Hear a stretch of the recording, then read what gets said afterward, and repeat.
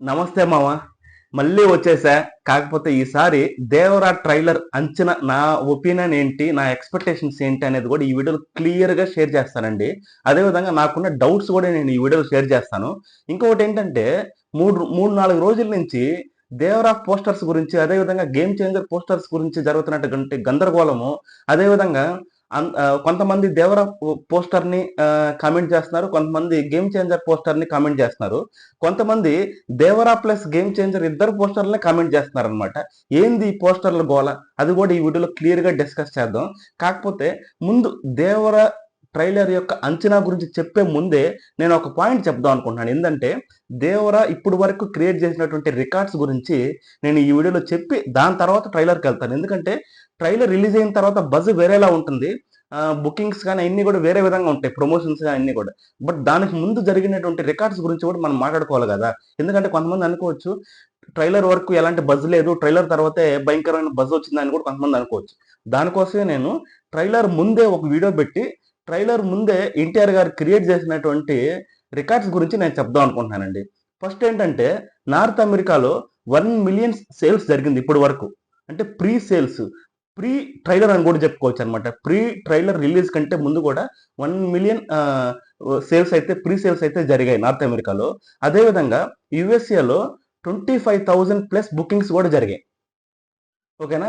So, ఇవి ఎన్టీఆర్ గారు create చేసినటువంటి రికార్డ్స్. నాకు తెలిసి ట్రైలర్ గాన ఒక ఎక్స్‌పెక్టేషన్స్ ఇంచుమించు ఒక 90% ఉన్నా కూడా నాకెందుకో అనిపిస్తుంది, కొంచెం 'బాహుబలి' రికార్డ్స్‌ని లేపేసేలాగుంది. ఐ మీన్ నేను నార్త్ ఇండియాలో అదే విధంగా నార్త్ ఇండియా అంటే కొంచెం కష్టం గానీ, నార్త్ అమెరికా గానీ, యూఎస్‌లో గానీ, యూకేలో గానీ కొంచెము గండిబెట్టే రీజన్‌గానే ఉందండి. కాకపోతే ట్రైలర్‌లోకొచ్చేసరికి, ట్రైలర్‌లో నా ఎక్స్‌పెక్టేషన్స్ ఏంటంటే, ఇప్పటి వరకు మనం ఎన్టీఆర్ గారిని పోస్టర్‌ల ద్వారాను, ఒక టీజర్ ద్వారాను చూసాము.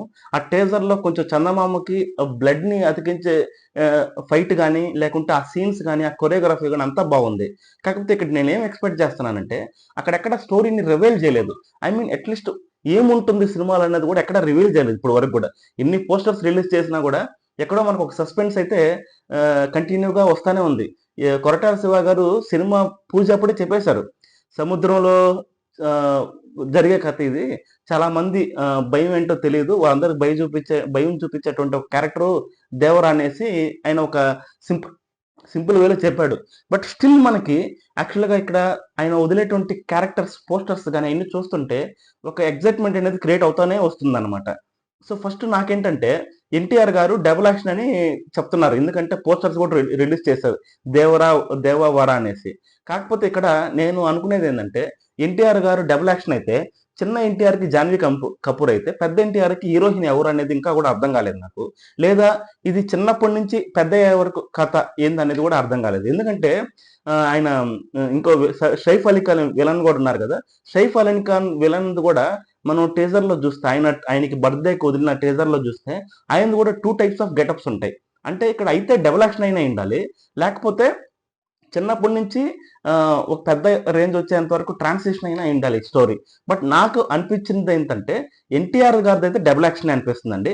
కానీ పెద్ద ఎన్టీఆర్ గారికి హీరోయిన్ ఎవరనేది ఇంకా కూడా క్లియర్‌గా నాకు బయటికి రాలేదు. మనకు అర్థం కాలేదు. మేబీ ట్రైలర్‌లో ఏమన్నా చూపిస్తారేమో చూడాలి.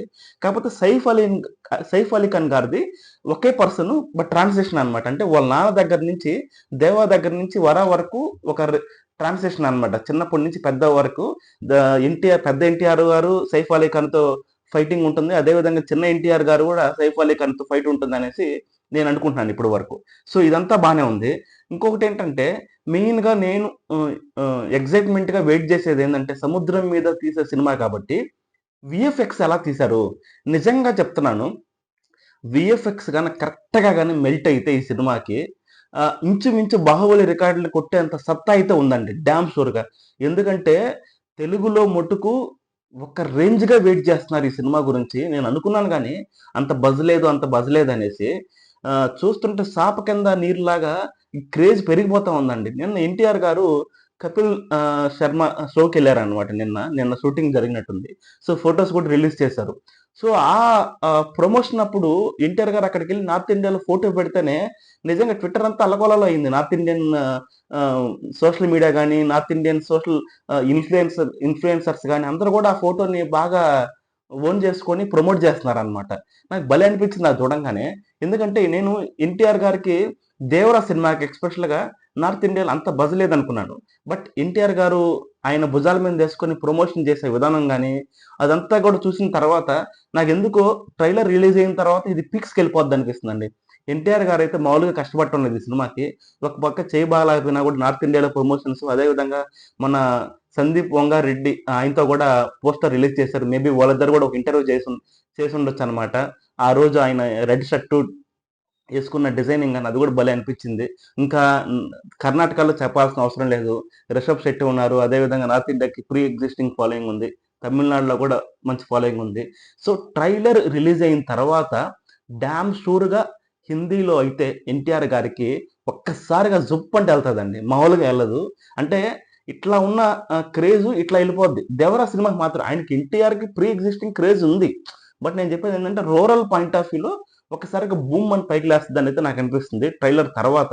అదేవిధంగా కపిల్ శర్మ గారితో ఇంటర్వ్యూ చేయడం గాని, నాకు తెలిసి ఎన్టీఆర్ గారు ఈ 10 రోజులు చాలా గట్టిగా కష్టపడతారనిపిస్తుంది. ఆయన స్ట్రాంగ్ జోన్స్ అన్ని ఎతుక్కొని ఎక్కడెక్కడ ఏ ప్రమోషన్స్ చేయాలి ప్రతిది కూడా పర్ఫెక్ట్‌గా ప్లాన్ చేసుకున్నాడు. ఈ సినిమా మోటివ్ కంప్లీట్‌గా ఎన్టీఆర్ గారే భుజాల మీద వేసుకొని తిరుగుతున్నాడని అనిపిస్తుందండి. కాకపోతే కొరటాల మామ గారికి బ్యాక్‌గ్రౌండ్‌లో చాలా పెద్ద వర్క్ ఉంది. ఎందుకంటే మెయిన్‌గా వీఎఫ్ఎక్స్‌ని ఆశించిన విధంగా తీయాలి. ఎందుకంటే 'ఆచార్య' సినిమాలో వీఎఫ్ఎక్సే పెద్ద మెయిన్ ప్రాబ్లమ్ అయింది. చిరంజీవి గారిని చిన్నప్పుడు చిరంజీవి గారు చూపించేటప్పుడు సీన్ అయితే నిజంగా చాలా కామెడీగా అనిపించిందండి. నిజంగా ఆ వీఎఫ్ఎక్స్ చాలా గట్టిగా ట్రై చేస్తే సినిమా మటుకు వేరే రేంజ్‌లో ఉంటుంది. సెకండ్ థింగ్ ఏంటంటే మనము సముద్రానికి సంబంధించిన సీన్స్‌లో చాలా సీన్స్ వారికి ఆహ్, ఆహ్, నైట్‌లో ఫైట్స్ గాని నైట్‌లో పెట్టేటట్టున్నారనమాట. సో లైటింగ్ కూడా చాలా పర్ఫెక్ట్‌గా ఉండే విధంగా చూసుకుంటే చాలు. ఒకటి. నాకదైతే ఎక్స్‌పెక్టేషన్స్. రెండో మెయిన్ పాయింట్ ఏందంటే, 'ఆచార్య' సినిమాలాగా పాతగట్టము, తర్వాత ప్రకృతి ఇవన్నీ ఓడ్స్ పదే పదే చెప్పకుండా, నిజంగా సముద్రము, తీరము ఇలాంటియన్నీ పదే పదే చెప్పకుండా, డైరెక్ట్‌గా కంటెంట్ మీద దిగే విధంగా ఉంటే చాలండి. నాకు మెసేజ్‌లు కూడా అవసరం లేదు. ఇది నా ఎక్స్‌పెక్టేషన్ సినిమా పైన. నాకు 'ఎన్టీఆర్' సినిమా నుంచి మెసేజ్‌లు అవసరం లేదు. నాకు మంచిగా మాస్ ఎలిమెంట్స్ ఉండి, గూస్ బంప్స్ సీన్స్ వస్తే చాలు. ఇలాంటి పాతగట్టము, ఇంకో గట్టము, సముద్రము, తీరము ఇలాంటి డైలాగులు లేకుండా ట్రైలర్‌లో నీట్‌గా చూసుకోండి. అదొకటి చాలండి నాకు. మూడోదేందంటే మన అనిరుద్ గారి బీజీఎం. నిజంగా అనిరుద్ గారి బీజీఎం పైన కొంచెం ఎక్స్‌పెక్టేషన్స్ ఉన్నా గూడా ఎక్కడో కొంచెం డౌట్ మనోడు ఎలాగా తీస్తాడనేసి. ఇప్పటికి గూడా సాంగ్స్ మంచి క్రేజ్‌లో ఎళ్ళినా అయన్నీ గూడా ఎన్టీఆర్ గారి క్రేజ్‌ని చూసుకునే ఎళ్ళినాయి. ఏదో అనిరుద్ పెద్ద విషయం అనేసి ఎళ్ళలేదు. ఎన్టీఆర్ గారికి అనిరుద్ గాకుండా అనూప్ రూబెన్స్ ఇచ్చినా గూడా ఆ సాంగ్స్ అదే రేంజ్‌లో ఉండుంటాయి. కాకపోతే ఇక్కడ అనిరుద్ గారిని ఎందుకు తీసుకున్నారనే దానికి మెయిన్ రీజన్ ఏంటంటే background music. So, background music మీద చాలా ఎక్స్‌పెక్టేషన్స్ అయితే ఉన్నాయి. ఆయన అది కొంచెం జస్టిఫికేషన్ చేసినా కూడా చాలు. 100% జస్టిఫికేషన్ చేయకపోయినా కూడా కొంచెం జస్టిఫికేషన్ చేసినా కూడా చాలన్నమాట. రెండోదేంటంటే కొరటాల శివ గారి సినిమాలో విలన్ల క్యారెక్టర్‌లు చాలా పవర్‌ఫుల్‌గా ఉంటాయి. అదెక్కడ ప్రాబ్లమ్ ఉండదు. సో, నాకు ఆ పార్ట్‌లో అయితే ఏమి కన్‌ఫ్యూజన్ గాని ప్రాబ్లమ్ లేదు. కాకపోతే హీరో క్యారెక్టరైజేషన్‌కొచ్చేసరికి అంటే ఒక క్లాస్ హీరోని మాస్‌గా చూపించడానికి ట్రై చేస్తుంటాడనమాట ప్రతి సినిమాలో. కాకపోతే అది మనకి 'శ్రీమంతుడికి' గాని, 'మిర్చికి' గాని లేదా 'జనతా గ్యారేజ్‌కి' గాని బాగా యూజ్ అయింది. బట్ ఇంకా కూడా అది ఒక 10 ఇయర్స్ నుంచి సేమ్ ప్యాటర్న్ తీసుకెళ్తే బాగోదని నా ఫీలింగు. కాకపోతే కొరటాల శివ గారు ఒక 2 ఇయర్స్ ముందు 'ఆచార్య' సినిమా రిలీజ్ అప్పుడు ఇంటర్వ్యూలో చెప్పిన మాటేంటంటే, ఈ సినిమా ఎన్టీఆర్‌తో తీసే సినిమా కంప్లీట్‌గా ఔట్ అండ్ ఔట్ మాస్ గానే ఉంటుంది అనేసి ఆయన చెప్పారనమాట. అదే విధంగా పోస్టర్‌లు కూడా చూస్తే మీరు కంప్లీట్‌గా మాస్ ఔట్ అండ్ ఔట్ గానే ఉన్నాయన్నమాట. సో, నేను అలాగనే ఎక్స్‌పెక్ట్ చేస్తున్నాను సినిమాని. ఎలాంటి మెసేజ్‌లు కూడా నాకేం అవసరం లేదు. సినిమా ప్యూర్ మాస్‌గా వీఎఫ్ఎక్స్ కరెక్ట్‌గా హ్యాండిల్ చేసి, బీజీఎం దానికి తగ్గట్టుగా ఉంటే మటుకు భయంకరంగా ఉంటుంది. ఇంకా 'రత్నవల్లి' గురించి నేను చెప్పాల్సిన అవసరం లేదు. ఆయన వేరే లెవెల్. 'రత్నవేలు' గారు 100% సాటిస్ఫై చేస్తారనైతే నాకు నమ్మకం ఉందండి. సో, ఈ 2, 3 చూసుకుంటే మటుకు సినిమా ట్రైలరు ఒక వేరే రేంజ్‌లో ఎళ్తుంది. నాకు తెలిసి హిందీలో కూడా ట్రైలర్ రిలీజ్ అయిన తర్వాత వేరే రేంజ్‌కి బుకింగ్స్ గాని, ప్రమోషన్స్ గాని, దానికి తగ్గట్టుగా ఎన్టీఆర్ గారు ప్లాన్ చేసే విధానం గాని కరెక్ట్ చూస్తుంటే చాలా బాగా అనిపిస్తుందండి. నిజంగా ఇంత పెద్ద స్టార్ హీరో అయింది కూడా సింగిల్ హ్యాండెడ్ మీద ప్రమోషన్స్ అన్ని తిరగడం మామూలు విషయం కాదు. ఎందుకంటే చాలా తక్కువ మంది ఉంటారండి ఏ ఇండస్ట్రీలో కూడా. ఇప్పుడు మీరు కమల్ హాసన్ గారు చూడండి, విక్రమ్ సినిమా అప్పుడు ప్రతి ఊరు ఊరు తిరిగి ప్రమోషన్స్ చేశారు. అదేవిధంగా మహేష్ బాబు గారు కూడా అదే విధంగా ప్రమోషన్ చేస్తారు. ఎన్టీఆర్ గారు కూడా ఇంత పెద్ద స్టార్ హీరోయిన్ కూడా ఆయన ఎక్కడా కూడా సిగ్గుపడ్డు మాట్లాడే దగ్గర కానీ, ఒరే వీడు చిన్న యూట్యూబరే మనం మామూలుగా మాట్లాడిస్తే సరిపోద్ది అలా ఏమి ఉండకుండా ఆయన మనస్ఫూర్తిగా ఎవడొచ్చినా కూడా క్లియర్‌గా మనస్ఫూర్తిగా పేరు పెట్టి పిలిచి ఒక ఫ్రెండ్లీగా మాట్లాడతాడు. సో, ఆ ప్రమోషన్స్ అవి చేసే విధానం గాని, ఆయన మాట్లాడే విధానం గాని చాలా మందికి బాగా నచ్చుతాయి. అంటే డౌన్ టు ఎర్త్‌గా చేసేటువంటి ప్రమోషన్స్ ఎప్పుడు కూడా చాలా బాగుంటాయన్నమాట. ఎన్టీఆర్ గారికి అదొక ప్లస్ పాయింటు. రెండోదేందంటే ఏ లాంగ్వేజ్‌కెళ్తే ఆ లాంగ్వేజ్‌లో మాట్లాడడము. వాళ్ళ మీద జోక్స్ చేయడము ఆ లాంగ్వేజ్‌లో. ఆ తర్వాత వాళ్ళని పేర్లు పెట్టి పిలవడం గాని, ఒక ఫ్రెండ్లీ నేచర్ ఏర్పరచుకోవడంలో ఎన్టీఆర్ తర్వాత ఏ హీరో అయినా కూడా. సో, ఎన్టీఆర్ గారు ప్రమోషన్స్ అన్నీ ఆయన చేతిలో ఆయన పెట్టుకున్నారు. సో, డైరెక్టర్‌గా, ఒక మ్యూజిక్ డైరెక్టర్‌గా మీ పని ఒక 50% చేసినా కూడా మిగతాది ఎన్టీఆర్ చూసుకుంటారనేసి నాకైతే గట్టి నమ్మకం ఉందండి. తెలుగులో పక్కన పెట్టేయండి. తెలుగులో నువ్వు ఎలా ఉన్నా చూసేస్తారు. తెలుగులో ఎలా ఉన్నా కూడా పెద్ద రేంజ్‌కెళ్ళిపోద్ది సినిమా. ప్రమోషన్స్ గాని కొంచెం గట్టిగా చేస్తే కొన్ని కొన్ని పెద్ద పెద్ద సినిమాల యొక్క కలెక్షన్స్‌ని కూడా కొట్టేసేటువంటి సత్తా ఉంది 'దేవరా'కి. ఇంక 'దేవరా 2' వేరే సంగతి అది. ఇంక వేరే లెవెల్‌లో ఉంటదిలెండి. కాకపోతే ఈ వీడియో కంప్లీట్ చేసే ముందు ఒక పాయింట్ చెప్దాం అనుకుంటున్నానండి. ఏందంటే అదే పోస్టర్స్ గురించి చెప్పాను గదా! ఇప్పుడు 'దేవరా' పోస్టర్ గురించి కూడా చాలా కామెంట్స్ వచ్చాయి. ఎన్టీఆర్ గారు వినాయక చవితి రోజు వదిలిన పోస్టర్‌కి కొంతమంది ఏందంటే ఒక క్రిస్టియానిటీ, మదర్ తెరెసా అని వీళ్ళని చూపిస్తున్నట్టుగా పెట్టారనమాట. అదేవిధంగా 'రామ్ చరణ్' పోస్టర్ చూసేసరికి 'కూలీ నంబర్ 1' రైల్వే స్టేషన్ దగ్గర బ్యాగులు ఎత్తుకొని పోయేవాడిలాగా పోస్టర్ కామెంట్ చేశారనమాట. కొంతమంది వీళ్ళిద్దరు పోస్టర్‌లను కలిపి కామెంట్ చేస్తున్నారు. నేను ఒకటే చెప్తున్నానండి. ఒక పోస్టర్ ద్వారా సినిమా బజ్‌ని క్రియేట్ చేయడం గాని, లేకుంటే సినిమాని అంచనా వేయడం గాని కుదరదండి. పోస్టర్స్ ఏందంటే జస్ట్ మనకు ఒక ఎక్సైట్‌మెంట్ పెంచడానికి మాత్రమే యూజ్ అవుతాయి. ఇప్పుడు 'దేవరా' పోస్టర్ అనేది కూడా జస్ట్ అది ఒక ఎక్సైట్‌మెంట్ క్రియేట్ చేయడానికి, ట్రైలర్‌ని అనౌన్స్ చేయడానికే యూజ్ చేశారు. ఒక పోస్టర్ ద్వారా కంప్లీట్ సినిమా గురించి మనం చెప్పలేం. కొంతమంది పోస్టర్ ఏంటి ఇలా ఉంది, ఈ సినిమా అంతగా ఆడదేమో, అసలేం లేదు ఇది అది ఇది అంటున్నారు. ఒక పోస్టర్ ద్వారా ఒక సినిమాని డిసైడ్ చేసేంత సత్తా నాకు తెలిసి ఒక పెద్ద జేమ్స్ కెమెరాన్‌కి కూడా లేదండి. కొంతమంది ఉన్నారనమాట. ఇప్పుడు మన తెలుగు సినిమాలో అందరూ హీరోని ఎలివేట్ చేసే కథలంటే హీరోని ఎలివేట్ చేసే సినిమా రాసుకునేది హీరో కోసం. హీరో కోసమే సినిమాకెళ్తున్నాం. నేనైతే 'దేవరా' సినిమాకి ఎన్టీఆర్ కోసమే ఎళ్తున్నాను. 'గేమ్ చేంజర్' సినిమాకి కూడా 'రామ్ చరణ్' కోసం ఎళ్తాను అక్కడ. సో, డెఫినెట్‌గా హీరో కోసం ఎళ్తున్నప్పుడు హీరోని అభిమానించే ఫాన్స్ ఉన్నప్పుడు వాళ్ళకి హీరోని ఎలివేట్ చేసే సీన్ ఉంటేనే కదా సినిమా హిట్ అవుద్ది. కొంతమంది చాలా సిల్లీ రీజన్స్ చెప్తున్నారన్నమాట పోస్టర్‌ల పైన. నేను ఒకటే చెప్దాం అనుకుంటున్నాను అందరికి. అంటే పెద్ద అనలిస్ట్‌లాగా, సైంటిస్ట్‌లాగా మాట్లాడుతున్నారు. ఒక సినిమా పోస్టర్‌ని చూసి సినిమాని డిసైడ్ చేసేంత సత్తా ఎవడికి లేదు ఇంకా గూడా. ఏదో ఒక 'బాహుబలికో' ఒక ఎక్స్‌పెక్టేషన్స్ పెంచే విధంగా ఉంటది గానీ, ఒక పోస్టర్ ఎప్పుడు ఎక్స్‌పెక్టేషన్ తగ్గించే విధంగా ఉండదు. 'ఫస్ట్ 'బాహుబలికి' రమ్యకృష్ణ గారి పోస్టర్ అలాంటివి బజ్ పెంచుతాయి.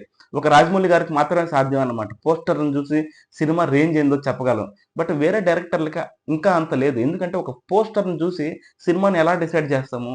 ఇప్పుడు 'రామ్ చరణ్' గారిది 'గేమ్ చేంజర్' సాంగ్‌లోది అది నార్మల్ పోస్టర్. నార్మల్ పోస్టర్ అంటే ఒక సాంగ్‌లో ఉన్న పోస్టర్.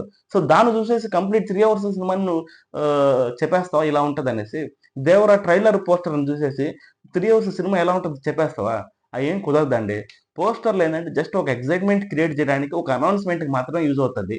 ఎవరికో ఒక 'రాజమౌళి' గారికో, ఒక 'సుకుమార్' గారికో ఇలాంటోళ్ళకి మాత్రమే ఆ పోస్టర్స్ రిలీజ్ చేసినప్పుడు, వాళ్ళు డిఫరెంట్ స్టోరీస్ ఎత్తుకున్నప్పుడు, ఆ కథ ఏంటి? హీరో గెటప్ ఎలా ఉంటుంది? అని మాత్రమే చెప్పగలుగుతారు. ఇప్పుడు 'నాన్నకు ప్రేమతో' సినిమా ఉంది. నేను ఆ పోస్టర్ చూడంగానే ఫస్ట్ షాక్ అయ్యాను ఎన్టీఆర్ గారిని. అంటే అప్పటి వరకు ఎన్టీఆర్ గారి గెటప్ వేరే విధంగా ఉండేది. ఆ తర్వాత ఎన్టీఆర్ గారి గెటప్ వేరే విధంగా ఉంది. సో, అప్పుడు నేను ఒక ఎక్సైట్‌మెంట్ కలిగించింది నాకు. అదే విధంగా 'సుకుమార్' గారిది 'పుష్ప' సినిమా. అప్పుడు అల్లు అర్జున్ గారు చాలా స్టైలిష్‌గా కనపడతారు 'అల వైకుంఠపురం' సినిమాలో. దాని తర్వాత వచ్చినటువంటి 'పుష్ప' పోస్టర్‌లో ఒక రస్టిక్‌గా కనపడతాడనమాట. మాస్ రస్టిక్‌గా విత్ మేకప్‌తో. సో, ఇది నాకు ఒక ఎక్సైట్‌మెంట్ అనిపించింది. 'బాహుబలి 1'లో అదే విధంగా రమ్యకృష్ణ గారు చేతిలో బెడినెత్తుకొని పోయే పోస్టర్ రిలీజ్ చేసినప్పుడు సినిమా ఎందుకు చాలా డిఫరెంట్‌గా ఉందనిపించిందనమాట. కానీ ఇదేందంటే ఒక ఎక్సైట్‌మెంట్ పెంచడానికే పనికొస్తది. ఇప్పుడు కొన్ని పోస్టర్‌లు చూసినప్పుడు మనకేమి బాగుందా? బాలేదా? అని అంటే బాలేదని ఏ విధంగా చెప్తావు? అది ట్రైలర్‌కి సంబంధించిన పోస్టరు. బాలేదని ఎలా చెప్తావు? ఇది సాంగ్‌కి సంబంధించిన పోస్టర్. బాలేదని ఎలా చెప్తావు? నువ్వు సాంగ్ మొత్తం చూస్తే కదా విషయం అర్థమవుద్ది. ట్రైలర్ మొత్తం చూస్తే కదా విషయం అర్థమవుద్ది. కొంతమంది మొన్నటి వరకు ట్రైలర్‌ని చూసి సినిమాని జస్టిఫై చేసేవాళ్ళనమాట. ఇప్పుడేందంటే పోస్టర్‌లను చూసి కూడా సినిమాని చెప్పేస్తున్నారు. జస్ట్ పోస్టర్‌లను చూసి సినిమా రేంజ్ ఏందో చెప్పలేమండి మనం. అదైతే చెప్పగలుగుతాను. అంటే జస్ట్ పోస్టర్ బాగుందా లేదా అని చెప్తే సరిపోద్ది. కానీ సినిమానే నువ్వు ఎలా ఉంటది, ఏంది కథ అనేది చెప్పలేము. జస్ట్ ఒక ఎక్సైట్‌మెంట్ క్రియేట్ చేయడానికి మాత్రమే పనికొస్తది. అది మాత్రమే చెప్దామనుకున్నాను. ఈ పోస్టర్ గొడవల్లో ఫ్యాన్స్ అయిన మీరు మటుకు మధ్యలో దూరేసి బాధపడకండి. లేదా వోళ్ళు మాట్లాడుతున్నారు గదని మనం గూడా మాట్లాడేసి గందరగోళం సృష్టించాల్సిన అవసరమే లేదు. జెన్యూన్‌గా ట్రైలర్ కోసం వెయిట్ చేయండి. ఈరోజు 5/4కి వస్తుంది. 5+4 9 అనమాట. మంచి టైం గూడా చెప్పాలంటే. ఇంచుమించు మొన్న 'దావూదీ' సాంగ్ గూడా ఆ టైంలోనే రిలీజ్ చేశారు. భయంకరంగా హిట్ అయింది ఆ సాంగు. సో, ఈరోజు గూడా 'దేవర' ట్రైలరు భయంకరంగా హిట్ అవుతదని నేను అనుకుంటున్నాను. వీఎఫ్ఎక్స్ మీద గట్టిగా కష్టపడ్డాడనేసి నేను అనుకుంటున్నాను. ఎందుకంటే, కళ్యాణ్ రామ్ గారు గూడా దీని గురించి మాట్లాడారు. సో, నాకైతే 100% నమ్మకం ఉంది. కొరటాల శివ గారు మంచి టాలెంటెడ్ ఉన్న పర్సన్ అనమాట. ఆషామాషీ వ్యక్తి అయితే కాదు. సో, ఆయన మీద కూడా నాకు నమ్మకం ఉంది.